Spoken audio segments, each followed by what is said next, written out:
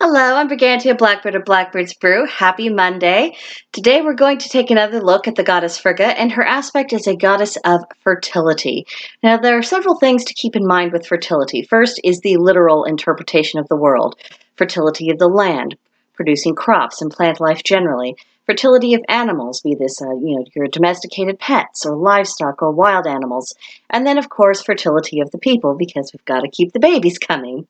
But there's also a figurative aspect of fertility. It's the fertility of the mind, actively seeking out and considering ideas. Fertility of efforts, producing tangible results from the things that we think about and plan out to do. And then, of course, fertility of the imagination, which is creativity in all of its forms. Now, Frigga has a long history of helping people with such issues. One of her responsibilities includes bestowing fertility and protecting pregnant women. She was also known to help ease the pain of childbirth, and she's considered to be a good friend of female doctors in particular.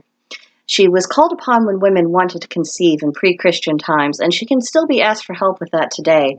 Literal fertility, perpetuating a family line into the next generation, it's a means of creating greater cohesion within a society. Family bonds serve as the foundation of any civilization, as has been demonstrated throughout the history of the world in every single place on earth. It always begins with the family. And the modern rejection of the family, that's a natural matter of concern for Frigga. So she can help you go against the tide, strengthen your own family relationships where possible, and essentially to make sure that you are staying connected within the larger tapestry of society as is actually necessary if you're going to have a society at all. Now, Frigga's association with magic, as well as all domestic arts, this enables her to preside over the more figurative forms of fertility, the product of creative thinking. So if you are stuck with a project or you are seeking inspiration, Frigga is a goddess who can help you. Now, it's bad manners to ask for a deity for help if you don't have a previous established relationship for them, and if you haven't been in the habit of giving them offerings. So introduce yourself properly before you start asking Frigga for this, that, and the other. I was reading that offerings that she's received well from other people include milk, pastries, homemade goods of all kinds. So if you are an excellent cook or you're a really good baker, this is your chance to shine, and also to give her something of yourself, because the more energy we put into these offerings, that's going to the deity as well. Frigga also accepts a very clean altar, a clean household, an environment that honors her generally. It can be a form of offering to her, at least according to what I was reading and hearing from some of her devotees. And then, of course, textiles can be offerings, but textiles that you made. So this could be knitting, crochet, embroidery projects, any kind of sewing. The main thing is that you created the final product and then you are presenting that to her. It is the thing itself and your energy added on to it.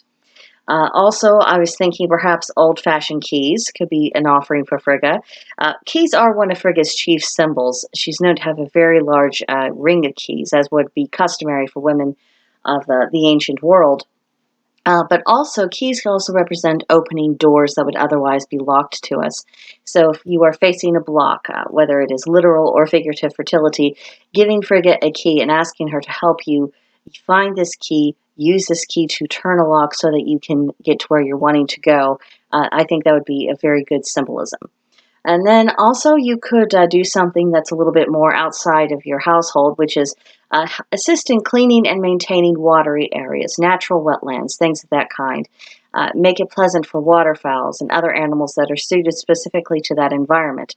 Frigga's own personal hall in Asgard is in a wetlands area, so anything having to do with that, keeping it tidy, keeping it pleasant for all concerned, that would certainly be a way to honor her, give an offering to her, and then you would be in a better position to ask her to do something to assist you.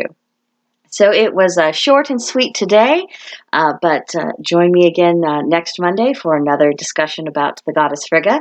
And until then, I'll see you in another video.